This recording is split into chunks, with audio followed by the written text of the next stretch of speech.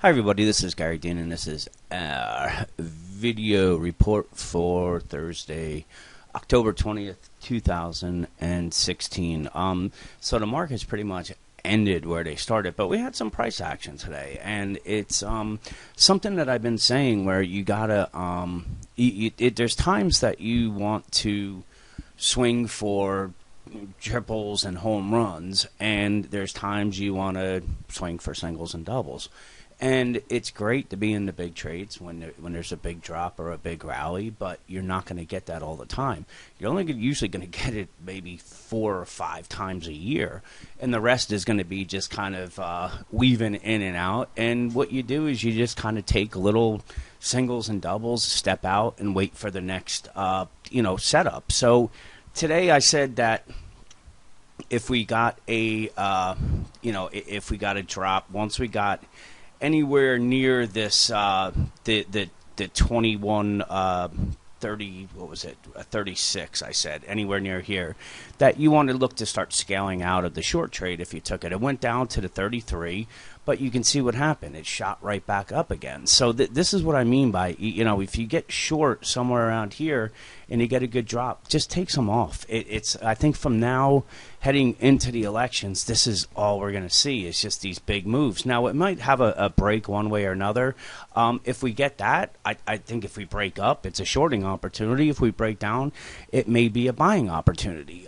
So right now, we're just in no man's land, and we're going to get these big moves up and down, but there's really no clear advantage for picking a side right now. I think that there's still some room left on the downside, but the reason why I was looking lower yesterday was because of the bearish divergences that were in place on the 15-minute chart. So we saw it's a short-term chart, so it's not something that you're looking for huge moves.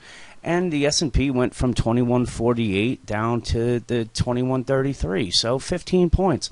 That's not a bad little setup right there, and a bad move. So you don't want to stay overly bearish, because you can see we almost reset. We could have gone down a little bit further, but it's not. We don't have the bearish divergences anymore, and we don't have bullish divergences. So that's leaving the door open that we could go lower. But it's the issue with that is we have this. I'll show you on this chart here. We have this ascending triangle. So what this means, this is a bullish pattern, and you can see this is exactly where the buyers stepped in.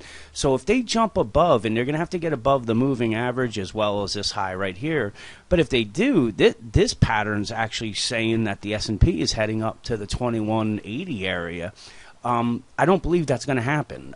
So that's why I think if we do get a break higher, it's probably just going to be a false breakout, and you're going to catch a lot of bulls off guard. And what's going to happen is it's going to reverse someplace up in this area and then head back down again. I don't think any pattern, whether it's bullish or bearish, is going to play out until after the elections. The market's been telling us that. Now, yeah, it may be wrong, but I'd rather be wrong with little or no skin in the game than sit there and really just press one side and be wrong and wipe out a big part of your portfolio. So, like I said, there's times that you want to get aggressive. There's times that you just want to kind of just take little quick scalp trades, and there's times you just don't want to do anything. And I think the scalp trades can work right now. I don't think it's in that where you don't have to do anything, but we're in that stage right now that you just don't want to get too aggressive. You want to lighten your trades, and your time period you want to limit to a day or two. That's it, because I think anybody that holds on anymore is, you're going to get very, very frustrated, because you're going to see profits get, turned into break-even trades or losing trades. So right now, the bulls really have to get it above this 2149 level. If they do that, my guess is they're going to make a quick run up to this 2158, possibly even up to the 2162 level. And remember, this is just this is the descending triangle line that we got the break from on it. So this could hold it down. Now, if the bears push it through this 2132, then this descending triangle pattern is going to be gone.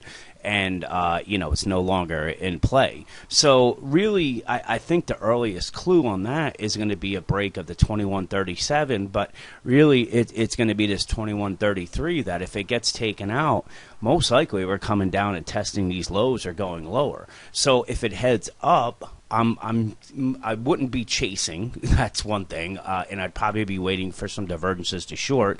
If it heads down, I wouldn't be buying the dip that quick because it's they've burned off the extreme overbought levels on the 60-minute charts. You can see the MACD is rolling over here, and if we get a pop higher, it's going to have bearish divergences in place. So I still have a slight bearish bias.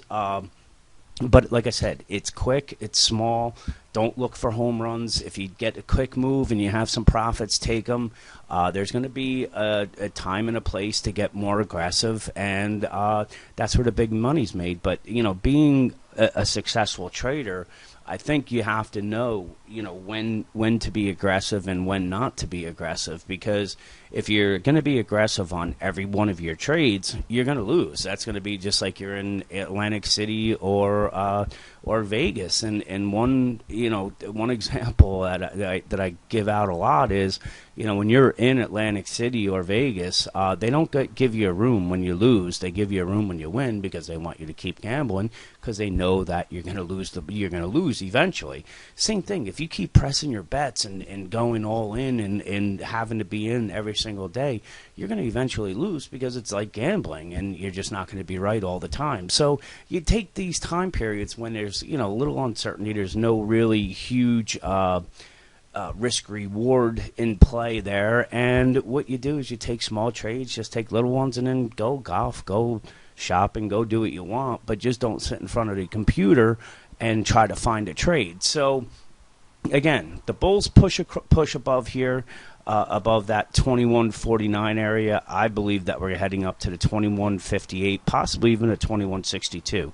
If the bears can push it through to 2137, the next real line in the sand is going to be this 2133. And if they lose that, if the bulls lose that, then we're automatically coming down to this 2123 and possibly down to this 2115. So that's pretty much it on the 15-minute chart. You can see the bearish divergences that caused this move right here. We didn't get into complete oversold levels, and we don't have any bullish divergences, but that doesn't mean we can't head higher. It just makes things a little bit dicey to be jumping on the long side right now. So with that, let's see what plays out tomorrow. Have a great night, and I'll talk to you guys in the morning.